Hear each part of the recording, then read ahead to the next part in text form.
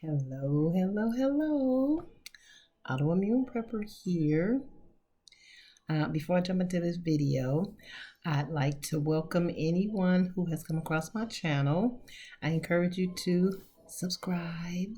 If you subscribe, no, when you subscribe, make sure you hit the notification bell so that way you get notified when I put out new videos. If you're already a subscriber, you already know the deal. Thank you for being here. Thank you for the support. I encourage everyone to give the videos a thumbs up. Share the videos if you think the content is share worthy. I also encourage everyone to leave some sort of a comment in the comment section, but only if it's nice. We don't do rudeness around here. We try to keep it sweet. But you just never know who may learn something from you, because a lot of people do read the comments in the comments section. So I'm still in the process of growing.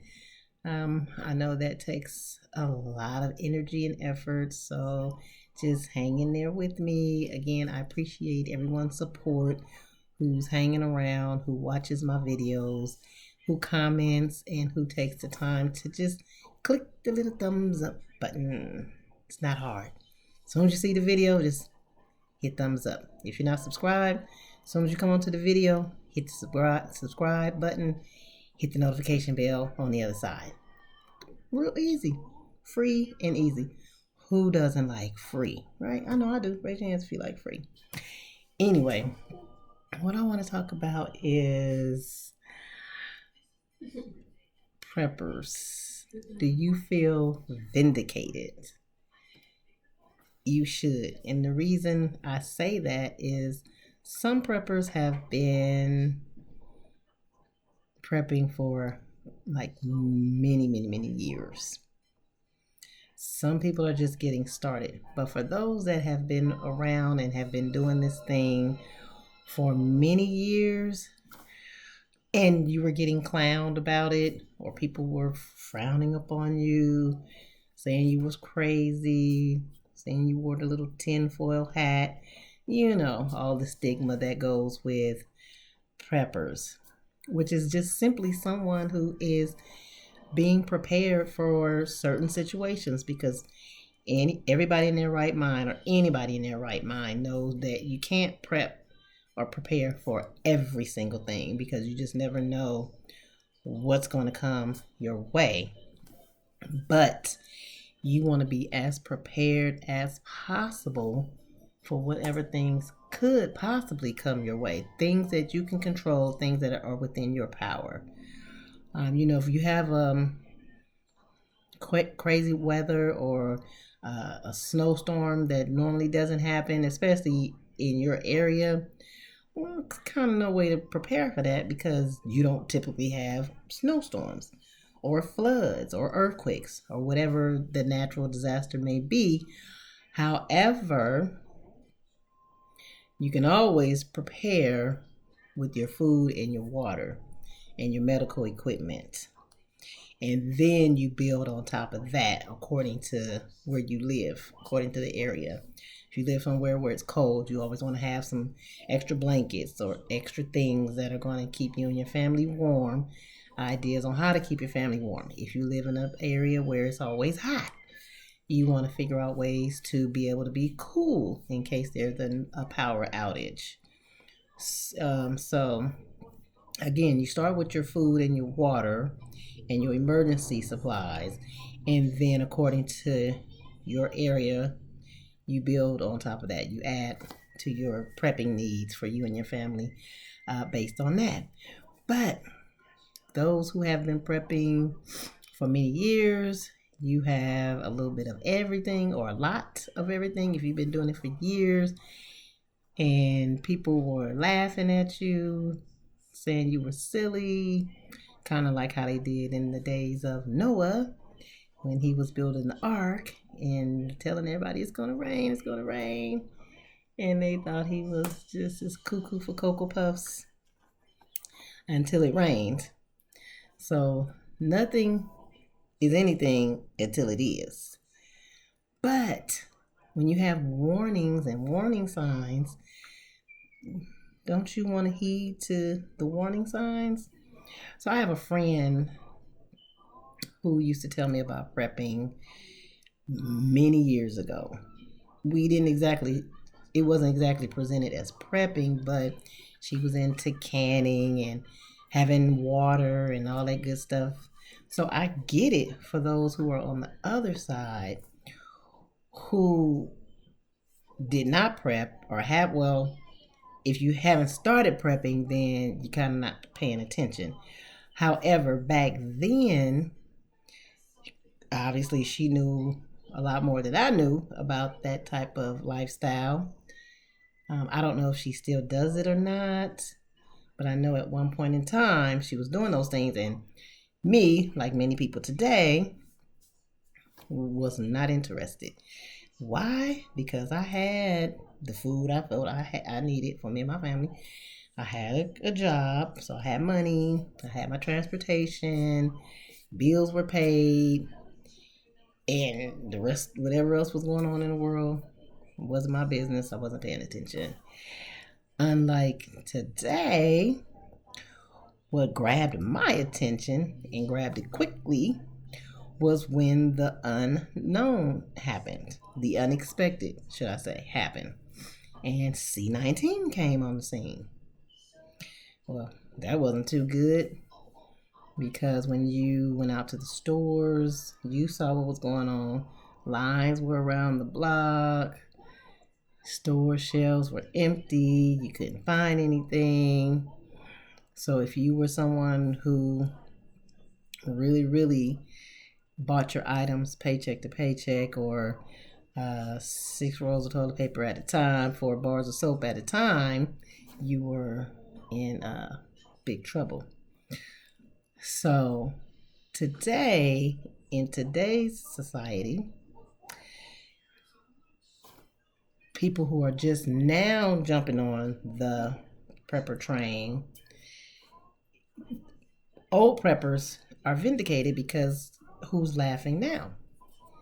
The unprepared, the preppers get to laugh now and get to call the opposite folks crazy because they're just not listening, they're not prepping. They think that they're going to just be able to go and knock on somebody's door who they know has prepped. I don't prep, so don't come knocking on my door. I have nothing for you. But anyway, those people, they don't get to have the last laugh.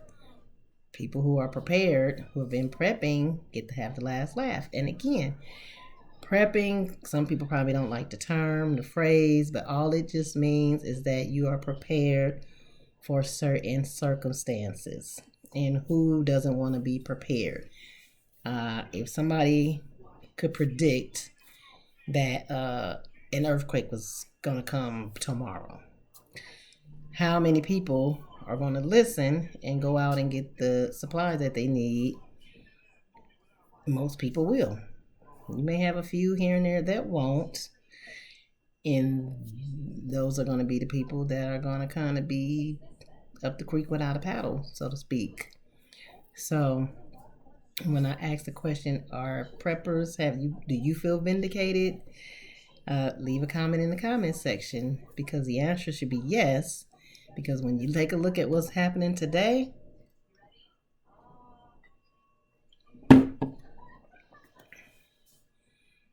you would really be silly not to be prepping, finding out how to prep. I've talked to many people, friends, family. I've mentioned prepping. I've mentioned getting your water, having extra food, making extra space for extra items. Some people are full of excuses. Their reasoning is they don't have space. I always looked at life like this: where there's a will, there's a way. So if you have the will and the willpower, you can prep. There are plenty of channels and ideas on how to prep in small spaces. If you live in an apartment, for instance, like let's say your bed, They have bed risers you can put up underneath the four corners of your bed, and you can put little storage containers underneath your bed. You can add shelves on your walls so that can free up floor space if need be, or if you just don't have floor space. So there are a lot of ways that you can prep. And I get it. I understand everybody's financial situation is not the same. We're not talking about finances though. We're talking about doing what you can with what you have. So if you only have an extra $2 to add to your preps, then you use that extra $2 to add to your preps. As with anything. So there's really no such thing as you can't do it. You can. Now, for those, when we speak to those with disabilities and those who live alone, I get it. I understand everything. It's not always as easy. It's always easier said than done. So I know some of those with disabilities and those that live absolutely alone, it's more challenging for you to prep. Even more of a reason why, if you haven't started prepping, you should start now so that you can have something for yourself. And I totally empathize with you. I am fortunate enough to have children, my children, to help me with certain things. Like if I needed a shelf built, or if I needed heavier groceries or whatever things brought in and put away, I have that help. But when we talk about the mindset and the prepping and the list of things and items to get, I do that 100% myself. So I know some of you have to do every single thing 100% yourself. And if you're a caretaker for someone, kudos to you. I know it's not always easy being a caretaker, but it just shows that you have great strength and a lot of empathy for the person that you are working with, and you haven't just threw them to the wayside. Because through my journey, I've lost a couple of people. Well, maybe one person, I have to say. For the most part, other people stayed around. But anyway, back to when it comes to the prepping. Again, it is not always easy, but I don't like to say that it's hard. I just like to say some of us run into more challenges when it comes to prepping, more so than others. But just know, try to see if you can get a community of people, neighbors. I know nowadays, neighbor, what is that? Neighbor, people don't speak to each other. That is just insane. You have no idea of the names of your neighbors. When you go out, what tickles me is when you go out and you are in a store and you want to try to make eye contact with people and they deliberately will not look at you because they don't want to speak. And I'll just be like, okay, try to make eye contact so I can speak to this person, but obviously they don't want to speak. So it's crazy. The times are really, really different that we're living in right now. So you have to stay vigilant. For those of you who are alone, single, it's just you and your pets, I applaud you because you are strong, and it just all boils down to your mindset. So you just keep your mind strong. Some people like it that way, and I don't blame you because I don't deal with a lot of people either. Because the more people you deal with, the more people you're going to probably have to be responsible for, or going to have to turn down, whatever the situation may be. So I just wanted to come and just talk to you guys a little bit. And again, brag on how longtime preppers should feel vindicated, because when you take a look around now, the prices of food sky high. Some of you guys don't have to go grocery shopping for a year or maybe even years because you have so much, you've stocked up on so many things. And then now you have people who are struggling to buy items, put gas in the car, put extra money up, and they're thinking, man, I should have listened to that prepper person talking about go buy some stuff now before the prices go up. But see, a lot of people think we just be talking, blowing hot air, but that's not the case. We are really giving valuable information, trying to motivate you, get you fired up to um, take care of your family and yourself.